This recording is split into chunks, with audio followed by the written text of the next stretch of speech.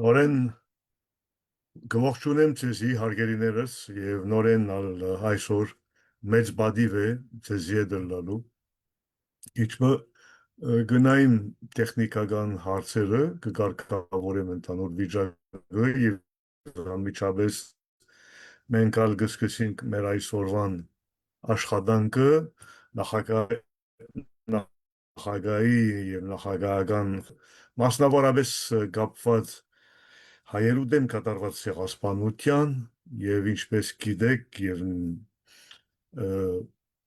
պիտի շարունակենք այս աշխատանքը ֆրանսերեն լեզվով, որովհետեւ կա այսօր համապատասխան մեր ընդհանուր անվտանգության եւ ընդհանուր վիճակը, դարաշրջանի վիճակը, գարիկը գա, որ Արմենիան աստիճանախագահ ֆրանսերեն լեզվով ներկայացնե դարբեր խնդիրներ կապված Արմենիան Հայաստանին հետ, Արմենիան Հայաստանի հայության հետ, Միացյալ Հայաստանին հետ եւ անշուշտ այսօրվան Հայաստանի Հանրապետության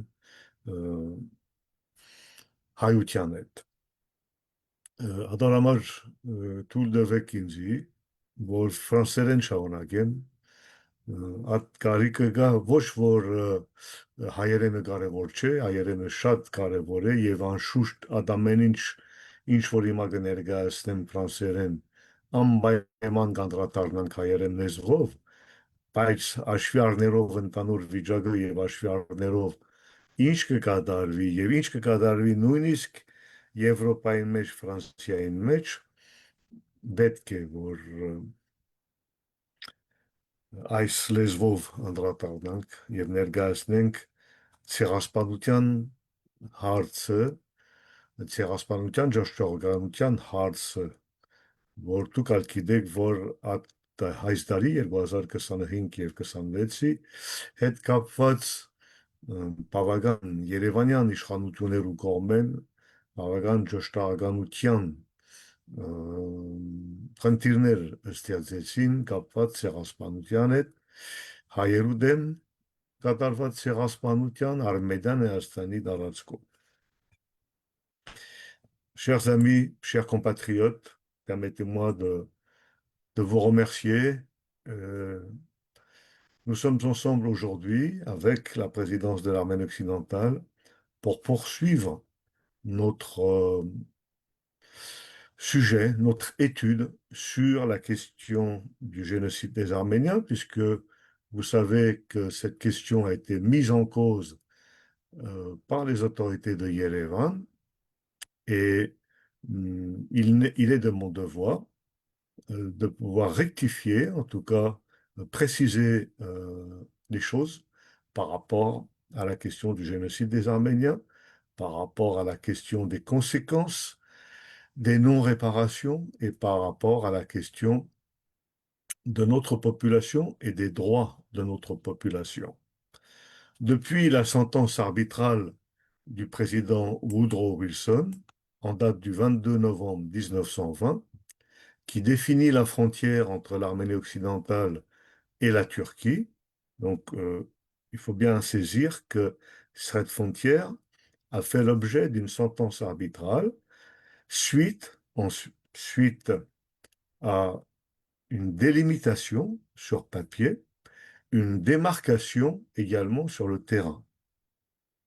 Donc il faut bien saisir que la frontière officielle entre l'Arménie occidentale et la Turquie a fait l'objet d'une sentence juridique qui est imprescriptible dans le temps. Et cette sentence, il faut bien comprendre qu'elle est encore d'actualité par rapport, bien entendu, aux États-Unis,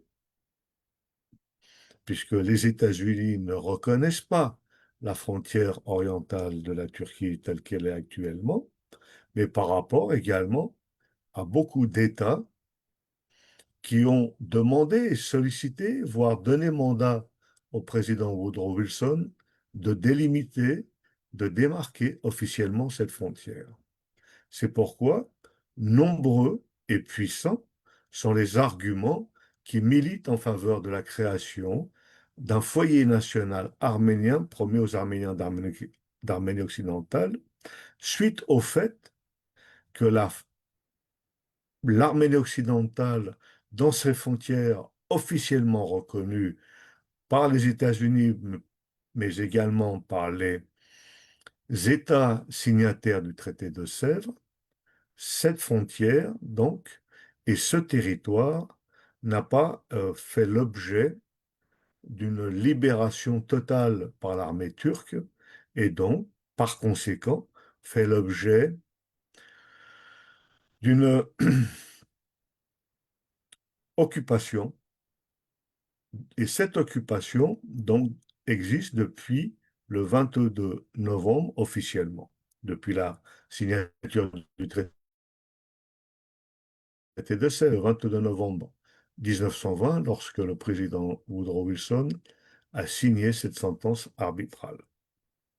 Faute de réalisation et de libération par les forces armées turques du territoire de l'Arménie occidentale, il faut bien comprendre que la Société des Nations, officiellement, et c'est là sur ce point-là, je vais revenir, a reconnu la création d'un foyer national arménien sur le territoire de l'Arménie occidentale. En droit, nous vous rappelons ici les engagements et les déclarations des puissances alliées pendant et après la guerre de libérer les Arméniens une fois pour toutes du joug turc. Ces déclarations, ces engagements, bien entendu, nous en avons un dossier complet. Reconnaissance par le Conseil suprême de la qualité de belligérants et d'alliés des Arméniens d'Arménie occidentale qui ont fait consciencieusement leur devoir sur plusieurs fronts pour la cause de la justice et de la liberté. À cet égard, lorsque le président Macron a organisé le centenaire de l'armistice du 11 novembre à Paris, il a bien entendu choisi d'inviter le président de la Turquie, Erdogan, mais il n'a pas invité le président de l'Arménie occidentale, c'est-à-dire la personnalité qui représente justement les Arméniens belligérants, c'est-à-dire ceux qui se sont sacrifiés, ceux qui ont combattu auprès des Alliés contre l'Allemagne et contre l'Empire ottoman.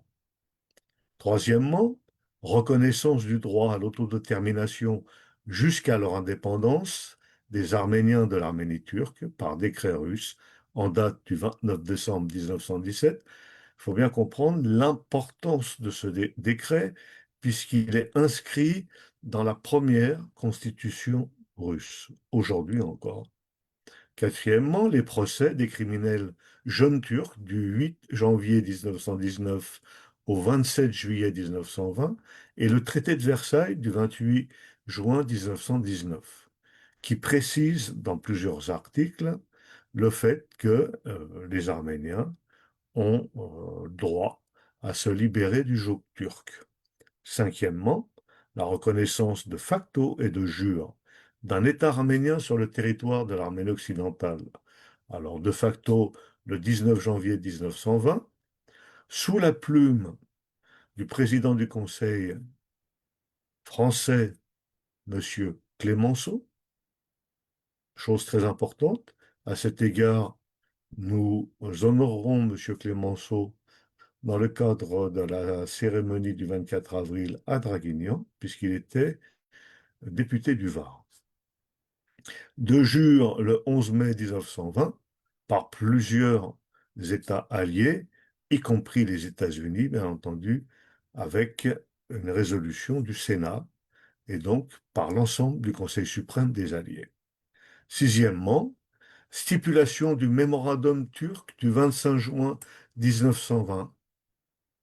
Alors, ce mémorandum turc, vous devez bien comprendre que personne n'en parle, sauf bien entendu la présidence de l'Arménie occidentale.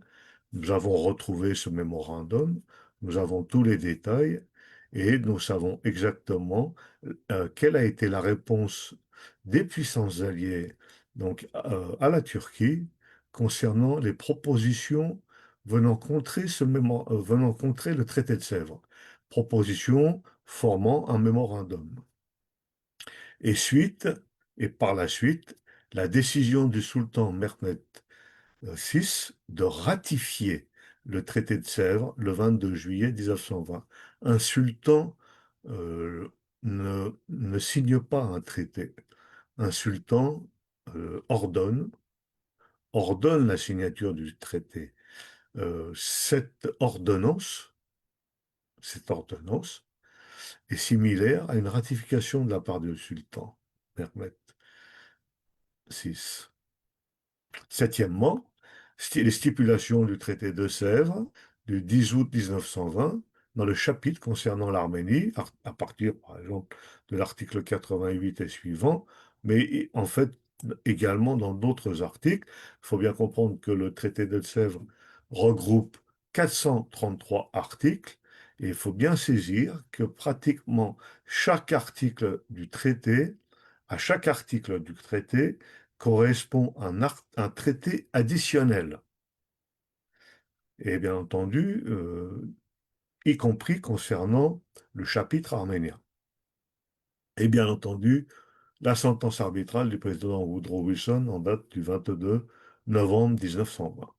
Huitièmement, la première notification aux Turcs par le Conseil suprême réuni à Londres en mars 1921 pour la création du foyer national arménien sur les territoires de l'Arménie occidentale et deuxième notification faite le 26 mars 1922, ainsi conçue. La situation des Arméniens a dû être prise en considération spéciale, tant à cause des engagements contractés par les puissances alliées au cours de la guerre que des cruelles souffrances endurées par ce peuple. On parle bien entendu ici du peuple arménien d'Arménie occidentale. En conséquence, l'aide de la SDN, Société des Nations, est recherchée, en plus de la protection accordée aux minorités, en vue de satisfaire les aspirations traditionnelles des Arméniens à la constitution d'un foyer national. Et je me permets à chaque fois de préciser que lorsqu'on parle d'un foyer national des Arméniens d'Arménie occidentale, on parle donc du territoire, sur le territoire de l'Arménie occidentale. Neuvièmement, article 22 du pacte de la Société des Nations, qui édictait la libération du joug turc de certaines communautés de l'Empire ottoman. On sait que le terme communauté, vous le savez, c'est millet, ne s'applique en Turquie qu'aux chrétiens en vertu des firmants impériaux et que l'article en question vise en premier lieu le peuple arménien, dont le degré de culture et de développement est notoire, et dont le sort était l'objet de sollicitudes et de stipulations internationales depuis le traité de Berlin de 1878, mais également le traité de San Stefano de mars 1878. En fait, les services signalés rendus par les Arméniens au cours de la guerre et aussi après l'armistice à la cause des Alliés, services attestés solennellement par les commandants des troupes alliées et dans des ouvrages militaires.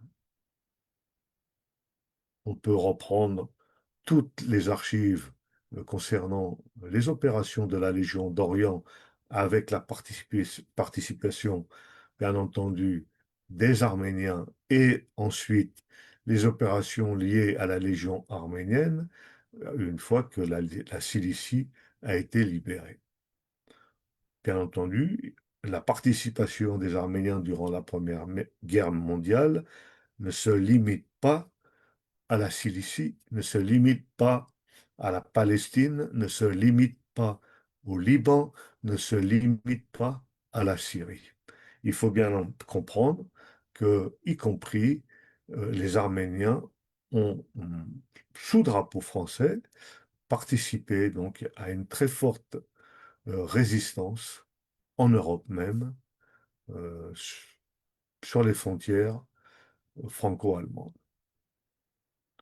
Au point de vue humanitaire, la série de massacres, de déportations et d'atrocités, viols, rapts, pillages, spoliations, islamisation, etc., qui ont fait exterminer ainsi plus de la moitié des Arméniens d'Arménie occidentale, en sorte qu'une population de 3 à 3,2 millions d'âmes a été réduite à environ 1 million, dont il n'en reste en Arménie occidentale que 300 000 à l'époque, les 700 000 autres s'étant enfuis dans les pays limitrophes, Caucase, Russie, Perse, pays balkaniques, Europe, ne vivant que grâce à la générosité du peuple des États-Unis et attendant anxieusement la constitution du foyer national promis. C'est important pour nous, pour l'Arménie occidentale, pour les Arméniens d'Arménie occidentale, de revenir sur cette question d'actualité qui est donc euh, la position et là le soutien humanitaire du peuple des États-Unis quand il décide d'être aux côtés des populations les plus fragiles. C'est un message. Au point de vue turc, l'intérêt réel des Turcs n'est pas en opposition avec la création d'un foyer national arménien, tout au contraire. En premier lieu, le problème arménien qui constitue une partie épineuse de la question d'Orient serait ipso facto résolu par la création du foyer, qui amènerait la détente et la réconciliation entre les éléments turcs et arméniens. Sans le foyer, une cause de malaise et de ressentiment perpétuel persisterait en Turquie et en Arménie occidentale et empêcherait la concentration de tous efforts en vue de rétablir l'ordre et assurer le relèvement économique dans le Proche-Orient. Nous le constatons et nous voyons bien que actuellement la politique des autorités de Yerevan de vouloir renforcer des relations diplomatiques avec le régime turc, mais sans chercher à trouver des solutions aux problèmes issus du génocide des Arméniens en Arménie occidentale, remet en cause toute la situation, tout le positionnement et tout le travail de plus d'un siècle pour faire valoir les droits des Arméniens. En second lieu, ce n'est que le foyer qui pourrait assurer la solution du problème angoissant des 700 000 Arméniens réfugiés à l'étranger qui ne peuvent plus avoir confiance aux promesses des kémalistes et qui ne veulent à aucun prix rentrer sous le joug turc. C'est exactement cette actualité que vivent les Arméniens en Artsakh, puisque eux-mêmes ne veulent pas rentrer en Artsakh sous le joug azerbaïdjanais.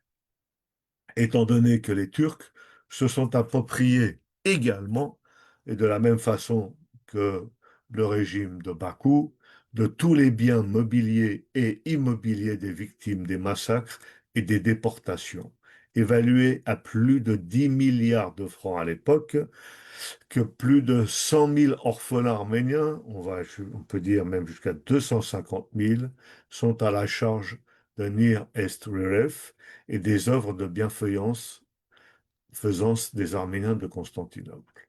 Et que 150 000, oui, c'est pour ça que je disais au total de 150 000 Arméniens sont répartis dans divers foyers, sans parler des femmes et des enfants islamisés détenus dans les maisons turques.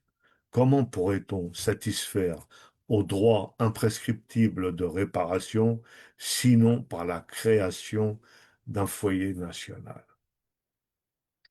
Cette situation, donc, enfin, il y a bien des Turcs qui pensent que la seule manière de les réhabiliter devant la conscience universelle, c'est de faire une juste réparation aux Arméniens. Mais il existe également non seulement des Turcs, mais également actuellement des Arméniens qui veulent faire table rase de cette situation. Pour ce qui est du rôle de la Société des Nations, en plus de l'article 22 du Pacte des Nations déjà cité, et des manifestations multiples d'intérêt et de sollicitude pour la cause arménienne, tant par le Conseil de l'Assemblée de la SDN, il y a lieu de rappeler la résolution votée par l'Assemblée le 21 septembre 1921, ainsi conçue. L'Assemblée invite instamment le Conseil a insisté auprès du Conseil suprême sur la nécessité de prendre des mesures dans le traité, et là on parle du traité de Sèvres, pour sauvegarder l'avenir de l'Arménie et en particulier de donner aux Arméniens un foyer national entièrement indépendant de la domination turque. Vous m'avez bien entendu. Ici, on parle d'une position de l'ensemble des membres de la Société des Nations qui valident le fait que les Arméniens d'Arménie occidentale rescapés du génocide se doivent de vivre dans un foyer national sur leur territoire ancestral. Mais un ensemble de documents historiques issus des archives de la Société des Nations met en lumière une réalité longtemps occultée. Dès 1927, la communauté internationale disposait, suite au fait que cette décision de foyer national arménien sur le territoire de l'Arménie occidentale n'a pas été appliquée, d'un plan concret, structuré et juridiquement fondé pour reconstruire la vie des survivants du génocide commis contre les Arméniens, et ce plan n'a pourtant jamais été pleinement mis en œuvre. C'est-à-dire que nous avions un plan, donc suite au génocide des Arméniens, de former un foyer national arménien sur le territoire de l'Arménie occidentale, mais également un autre plan, puisque le premier plan n'a pas été réalisé, de former un foyer national arménien sur le territoire de l'Arménie orientale, et je vais en venir. Aujourd'hui, l'analyse croisée de ces archives, enrichie par un travail juridique approfondi, révèle non seulement l'ampleur de la tragédie, mais aussi les responsabilités politiques et internationales qui ont prolongé, qui en ont prolongé les conséquences. Alors, revenons donc au deuxième plan, au second plan, puisque le premier plan d'installation de plus de 700 000 Arméniens réfugiés sur le territoire de l'Arménie occidentale dans le cadre d'un foyer national arménien ne s'est pas réalisé. Ce second plan de reformation d'un foyer national arménien, il vise quoi exactement? Le plan d'établissement des réfugiés arméniens, il y a une étude qui date de 1927, élaborée sous l'autorité de la Société des Nations et portée par le haut-commissaire aux réfugiés, Fridtjof Nansen. Depuis la décision de la Société des Nations de 1921, 6 ans ont passé et le nombre de réfugiés dépasse les 700 000 réfugiés. Ce nouveau plan visait à installer des dizaines de milliers de réfugiés, non plus en Arménie occidentale, comme je l'ai dit tout à l'heure, mais en Arménie soviétique, notamment dans la région d'Erevan, à travers un programme ambitieux de colonisation agricole. Des zones précises, proches de Yerevan, avaient été identifiées. Zanga Bassage, destiné à être asséché, Karasu, nécessitant un drainage, Kir, comme zone, à irriguer, c'est-à-dire des territoires entre Yerevan, Mararik, intégrant Armarvir et Tallinn. Ces territoires, alors improductifs, en 1927, devait être transformée grâce à des travaux hydrauliques majeurs réalisés en partie par les réfugiés eux-mêmes. Les documents montrent que les réfugiés arméniens ont été appelés à reconstruire, vous imaginez la situation, leur existence dans des conditions extrêmement précaires en Arménie orientale. Absence initiale d'infrastructures, terres non exploitables sans travaux lourds, participation obligatoire aux travaux d'aménagement, dépendance à des financements incertains. Ce modèle reposait sur une logique claire, transformer des survivants en colons agricoles, capables d'assurer leur propre subsistance. On est ici sur un profil rappelant aujourd'hui la situation des kibboutz, mais sur le territoire de la République, enfin, de l'Arménie orientale. Mais derrière cette ambition se dessine une réalité plus dure. La charge de la reconstruction a été largement transférée aux victimes elles-mêmes. Vous imaginez. L'analyse juridique contemporaine de ce dossier met en évidence plusieurs éléments majeurs. La responsabilité directe de l'État successeur de l'Empire ottoman pour les destructions, déportations et confiscations. L'absence de restitution des biens et des droits des populations déplacées. Et surtout, la responsabilité indirecte de la communauté internationale. Car ces documents prouvent que la situation des réfugiés était parfaitement connue, des solutions concrètes avaient été élaborées, comme la formation d'un foyer national arménien sur le territoire ancestral des Arméniens d'Arménie occidentale, mais les États ont refusé de garantir les financements nécessaires et d'appliquer les mandats. Selon les standards actuels du droit international, une telle inaction pourrait être qualifiée de manquement à l'obligation de prévenir et de coopérer face à un crime international. Une motion aujourd'hui reconnue notamment par la Cour internationale de justice. Ce plan de 1927 apparaît donc aujourd'hui comme un jalon fondateur. Première tentative de réinstallation massive organisée, émergence d'un cadre international pour les réfugiés, préfiguration des politiques contemporaines de reconstruction post-conflit. Mais il constitue aussi un précédent inquiétant, celui d'une communauté internationale capable d'identifier une solution sans la mettre en œuvre. À cela, on peut rappeler la question du traité de Sèvres. Près d'un siècle plus tard, ce dossier résonne avec une actualité saisissante. Il pose la question fondamentale: que vaut une solution internationale sans volonté politique? Que vaut une reconnaissance sans réparation? À travers ces archives, car toute la question de la responsabilité collective face aux crimes de masse qui est posée. Car l'histoire révélée ici ne se limite pas à un échec humanitaire, elle met en lumière un choix politique. Aujourd'hui, ces éléments pourraient nourrir des démarches juridiques en matière de réparation, des actions diplomatiques internationales, une réflexion renouvelée sur les responsabilités historiques. C'est pour cette raison que nous allons revenir sur l'actualité un peu plus tard. Ce dossier montre que la reconstruction d'un peuple ne dépend pas seulement de la survie des victimes, mais de l'engagement réel de la communauté internationale.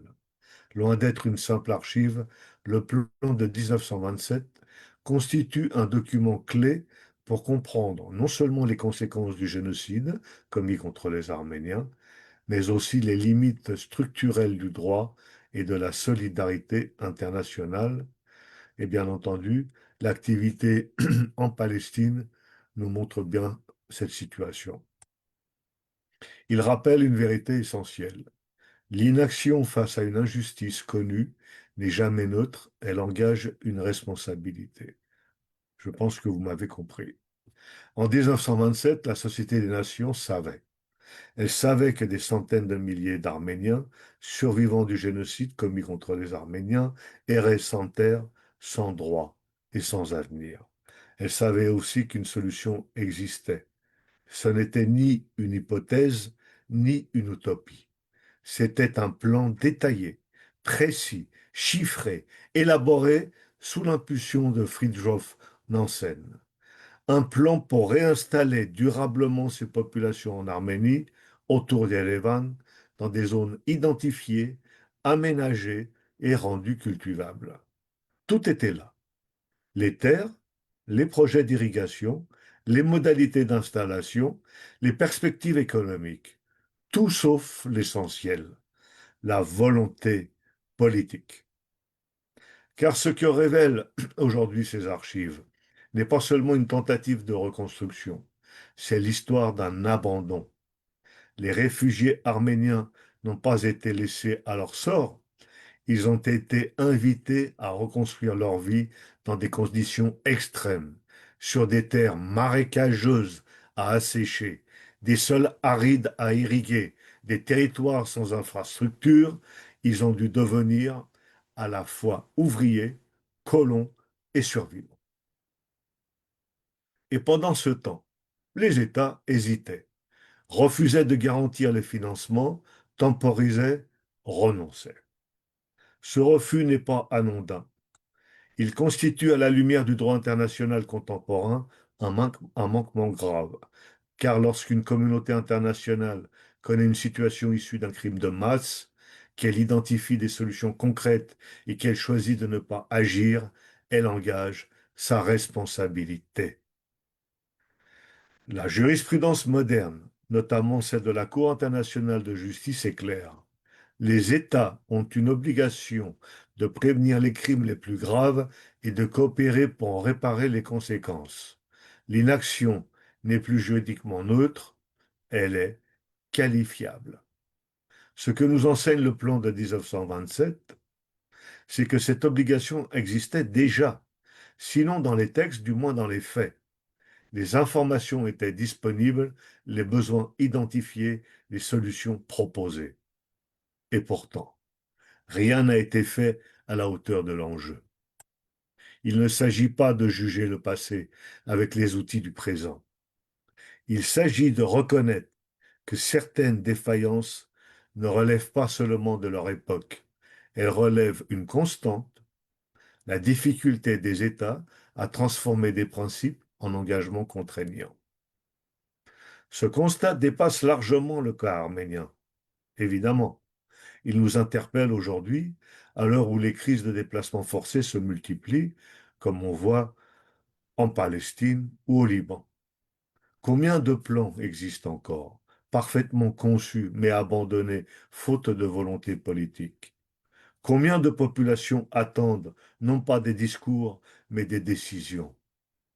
Le document de 1927 n'est pas une archive parmi d'autres, c'est un miroir de ce que la communauté internationale peut faire et choisit parfois de ne pas faire. Reconstruire un peuple après un crime de masse n'est pas un acte de charité, c'est une obligation. Et toute obligation non remplie laisse une trace juridique, politique et historique. Encore faut-il accepter de la voir. Au niveau de l'actualité, la déclaration politique du 9 janvier 2025, c'est-à-dire de l'année dernière, du Premier ministre de Yerevan, Nicole Pachinian, qui précise pour lui les choses de cette façon. L'Azerbaïdjan occidental comprend Khazar, Lovuz, etc., etc., etc., Kalbajar, Lachin, jusque Zangelan. Il n'y a pas d'Azerbaïdjan occidental au-delà de cela, et il ne peut y en avoir. S'ils veulent vraiment le chercher ailleurs, alors nous pouvons considérer le Nakhitchevan comme l'Azerbaïdjan occidental aussi. Vous vous rendez compte de ce qui est précisé par M. Pachinian. Ensuite, il rajoute, l'Arménie occidentale comprend Armarvir, Tallinn, Maralik. Je rappelle, chers amis, chers compatriotes, que la région d'Armarvir, Tallinn, Maralik, c'est justement la région qui devait accueillir, dans le plan de 1927, les réfugiés d'Arménie occidentale.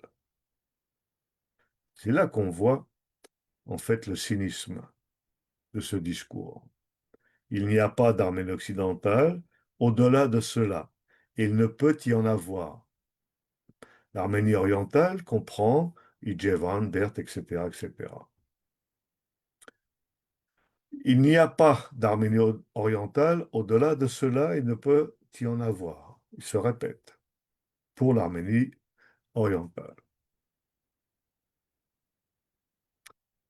A pour objet de chercher à clôturer, M. Pachinian a pour objet de chercher à clôturer définitivement la question des droits des Arméniens d'Arménie occidentale en substituant la parole du gouvernement de l'Arménie occidentale par les autorités de l'Arménie orientale. Ceci est une pure illusion. La question de la substitution. Et il est nécessaire qu'on puisse véritablement approfondir cette question. Parce que la question de la substitution, on la retrouve euh, par rapport à deux traités. Le traité de Lausanne de 1923 par rapport au traité de Sèvres de 1920. En fait, sur le plan politique et non pas juridique, le traité de Lausanne est présenté comme un traité se substituant au traité de Sèvres. C'est un point important parce que nous constatons qu'en fait, c'est un discours politique. Ce ne sont pas des droits qui remplacent d'autres droits. C'est une substitution, c'est-à-dire c'est une manœuvre politique pour faire croire aux populations victimes, directement victimes, et à la communauté internationale au bout de quelques dizaines d'années, que le droit se base uniquement sur le traité de Lausanne. Alors que le traité de Sèvres a été signé par l'ensemble des membres, des États membres du Conseil suprême, et que ce traité a été appliqué pour beaucoup de membres des États membres du Conseil suprême. Sans oublier qu'il a été ratifié également par Mehmed VI, sultan de la Turquie à l'époque. La substitution. On substitue, on substitue le territoire de l'Arménie occidentale par un foyer national arménien. Une démarche de substitution avec un manque de volonté politique de réalisation de ce foyer national arménien. Encore cette mécanique de substitution. Autre mécanique de substitution, ça serait donc le génocide a eu lieu en Arménie occidentale, mais ça serait donc la République arménienne du Caucase qui devrait bénéficier des différents traités qui permettraient donc à l'Arménie occidentale de se rattacher à la République arménienne du Caucase. Démarche de substitution, c'est-à-dire qu'en vérité, on veut permettre à d'autres de pouvoir utiliser les droits d'une population. Démarche de substitution lorsqu'on, Pachinian, donc le 6 octobre 2022, reconnaît à la place des populations directement concernées d'Artsakh le fait que l'Artsakh fasse partie de l'Azerbaïdjan. Substitution, on se substitue. Ça veut dire qu'en vérité, on fait croire aux autres que la parole précisée n'est pas une parole politique, mais une parole juridique. Bien, il faut bien comprendre qu'en droit et en droit international, cette substitution politique ne peut pas remplacer euh, le droit des nations à l'autodétermination, le droit des nations autochtones à vivre sur leur territoire, librement, voire de façon indépendante. Cette démarche de substitution ne peut pas permettre à un gouvernement de Yerevan de décider de l'avenir de l'Arménie occidentale, voire des Arméniens d'Arménie occidentale. Je l'ai précisé, c'est une pure illusion. Ce n'est pas le fait de vouloir clôturer la question arménienne. C'est le fait de se substituer à la parole de toute une nation, à la parole de toute une nation qui a pris son avenir en main, à la parole de toute une nation qui a décidé d'avoir un gouvernement, qui a décidé d'avoir un parlement. Personne ne peut se substituer à l'Arménie occidentale, à son État, mais également à sa population.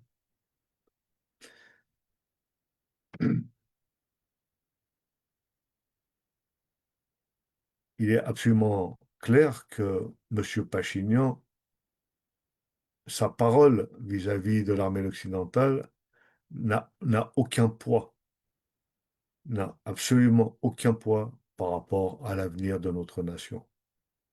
Et lui ne pourra rien décider. Il peut simplement faire croire, se substituer et faire croire que c'est sa parole qui fait valoir le droit.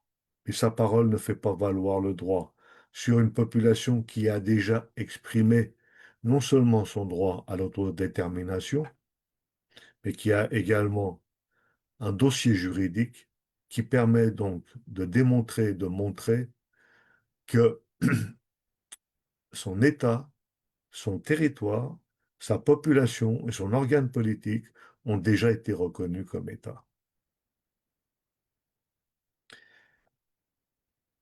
La frontière, par exemple, issue du traité de Kars, se substitue à la frontière du président Woodrow Wilson.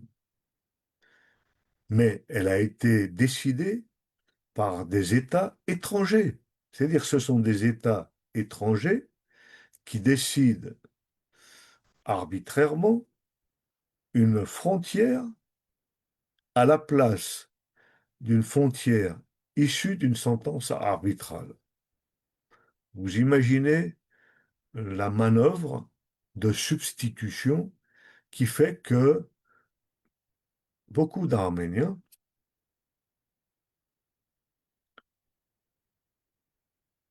jugent ce discours, comme je l'ai dit tout à l'heure, d'utopie, alors que il a fait l'objet,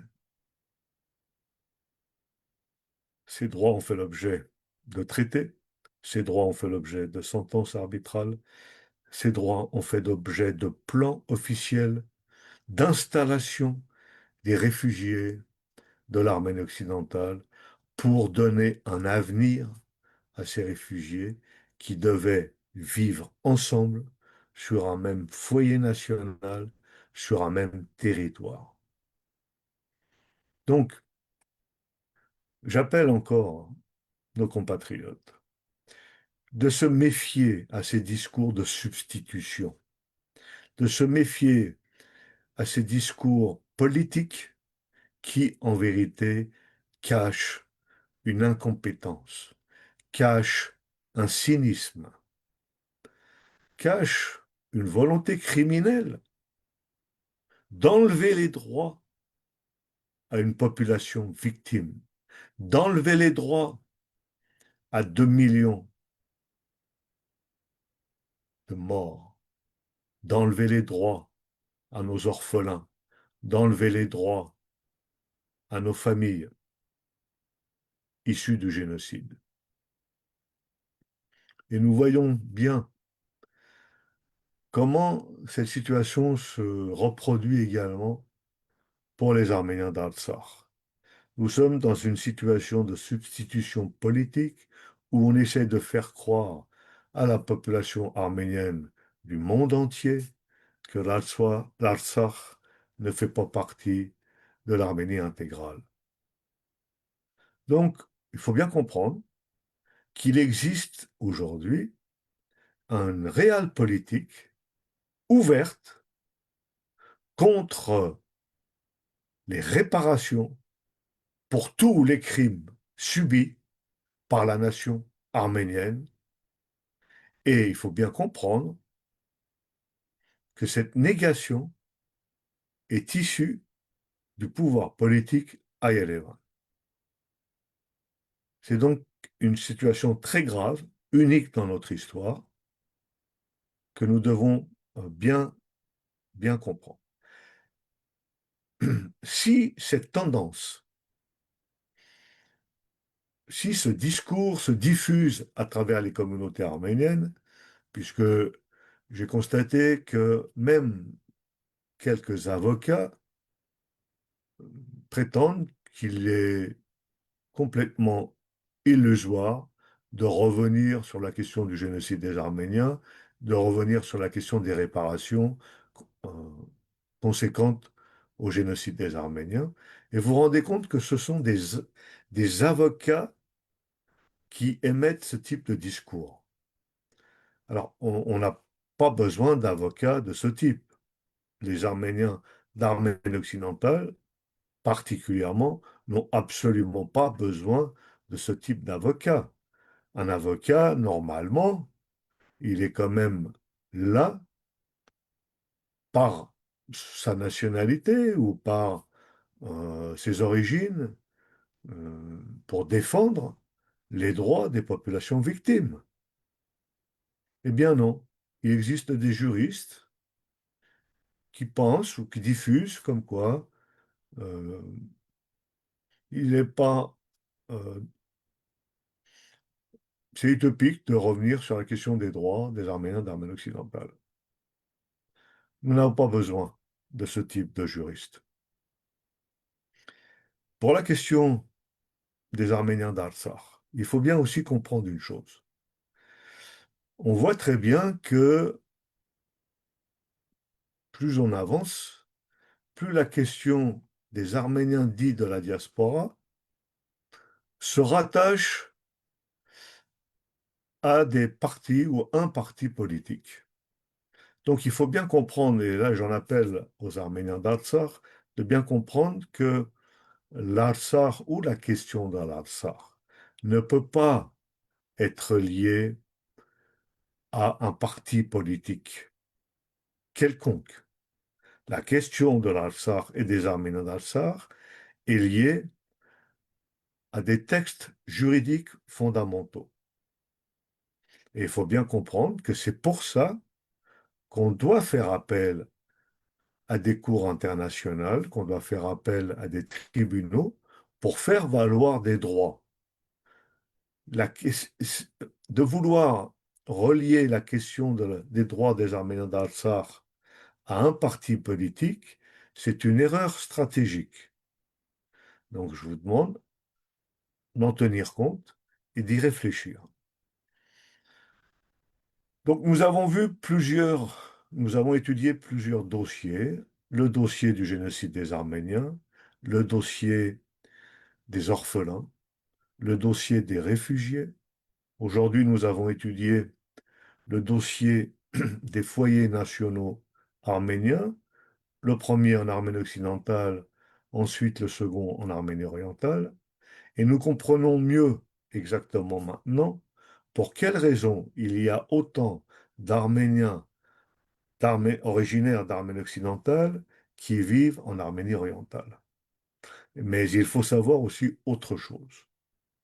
En Artsakh, il ne vivait pas seulement des Arméniens d'Artsakh, il vivait ou en plus également des Arméniens d'Arménie occidentale dont les familles proviennent des réfugiés suite au génocide des Arméniens. Donc c'est un point que je vais vous demander également de tenir compte parce que dans notre combat, que ce soit notre combat politique ou notre combat juridique, nous devons bien comprendre que cette question n'est pas une question de sensibilité partisane, c'est une question de droit pour tous les Arméniens. Nous allons donc encore la semaine prochaine revenir sur la question des conséquences et particulièrement de revenir sur ce qui s'est passé durant la Seconde Guerre mondiale lorsque un appel a eu lieu pour pouvoir permettre une nouvelle fois aux Arméniens d'Arménie occidentale de revenir sur leur terre ancestrale et de participer de participer à la libération de leur pays. C'est un sujet très sensible, mais nous devons absolument l'aborder pour que vous puissiez bien comprendre que les autorités de Yerevan n'ont absolument aucun droit de se substituer aux Arméniens d'Arménie occidentale dans leur présent et dans leur avenir. Voilà, je voulais vous remercier et je vous dis à très bientôt pour une nouvelle étude et un nouveau travail ensemble.